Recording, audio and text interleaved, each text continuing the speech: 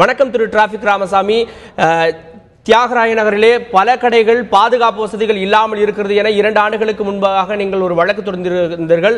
தற்போது இந்த தீ விபத்தை நீங்கள் எப்படி பார்க்கிறீர்கள்? அதாவது தீ விபத்து தெரிஞ்ச அரசு அதிகாரிகள் சிஎம்டிஏ ஹவுசிங் செக்யூரிட்டி 2 பேரும் சேர்ந்து பண்ணதுதான் இந்த இது விபரீதம். வடமேல அதுக்கு ஒரு கேஸ் போட்டிருக்கேன். இப்ப 2வது ஸ்ரீநகர்ல 2006 ஒரு கேஸ் போட்ட சென்னை சிட்டில சும்மா ஒரு இதை வச்சு போயிட்டு ஓடம் காட்டி விட்டாங்க. அதுக்கப்புறம் ஒரு வழக்கு போட்டுருல எந்த பாதுகாப்பு வசதி இல்லைன்னு ரிப்போர்ட் கொடுத்து நடவடிக்கை கிடைக்கல. இதெல்லாம் காரணம் ஹவுசிங் செக்யூரிட்டி 5 வருஷம் அங்கேயே இருக்காரு பிரதாப் சிங் யாதவ். மாமூல் வாங்கிட்டு 61 பேரை மௌலிவாதத்தை கொலை பண்ணவர் தான். இன்னும் நடவடிக்கை எடுக்கல. இன்னைக்கு கூட சீட் கேட்டுக்கிட்டு ஆபீசர் நட்டு கூட்டிட்டு வந்திருக்கேன். நாளைக்கு வழக்கு போட போறேன். அந்த சிஎம்டி செக்யூரிட்டி அன்னைக்கு யாரு இருந்தாலும் 2006 அவரும் இன்னைக்கு இருக்கிற பிரதாப் சிங் யாதவ் இவரையும் உடனடியா பதவி நீக்கம் செய்ய கேட்க போற நீதிமன்றத்தில் வழக்கு நாளைக்கு காட்டில போட போறேன். நான் ஸ்பாட்டுக்கு போகிறப்போ மீண்டும் ஒரு பெரிய பிரளயம் 2006 நான் போட்ட மாதிரி வழக்கு சுப்ரீம் கோர்ட் வழக்கு அப்படி எடுத்து வச்சிருக்காங்க. எந்த வேலையும் எடுக்கல. இது அரசியல்வாதிகளுடைய சதியை சொல்ல மாட்டேன். அதிகாரிகளின் சதி மக்களை கொலை செய்வது அவருக்கு துச்சமாய் போச்சு.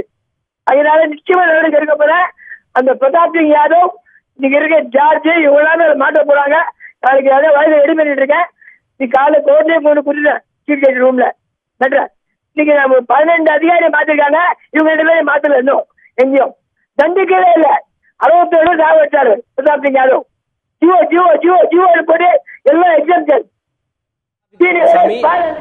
ஆமா, இங்க இந்த தீ விபத்திற்கு மின்கசிவு தான் காரணம் அப்படின்றப்ப என்ன பண்ண முடியும் திரு டிராபிக் ராமசாமி? மின்கசிவு சும்மா பேச்சு பில்டிங் என்ன கட்டுதே தப்பு ஏற்ற மாதிரி அது சீல் வைக்கல. இது வரலாம் 2007 அமெண்ட்மெண்ட் பண்ணி மோகன் கமிட்டி பண்ணி இது வரலாம் நடவடிக்கை இல்லை. கேட்டாங்க அமெண்ட் பண்ணலன்றாங்க சிஎம்டி அதிகாரி உள்பட. நான் போன்ல சீஃப் பேசிட்டேன். எதுவுமே எனக்கு தெரியாது. 2007 இருந்து இன்னி வரலாம் வேடிக்கை பார்த்துட்டு இருக்காங்க. அமெண்ட்மெண்ட் ராஜேஸ்வரன் கொடுத்தாச்சு, மோகன் கமிட்டி அப்ரூவ் பண்ணு சொல்லியாச்சு. இன்னி வரலாம் ஒரு உத்தரவு போடல எதுவுமே. இதுதான் காரணம் இருக்கு.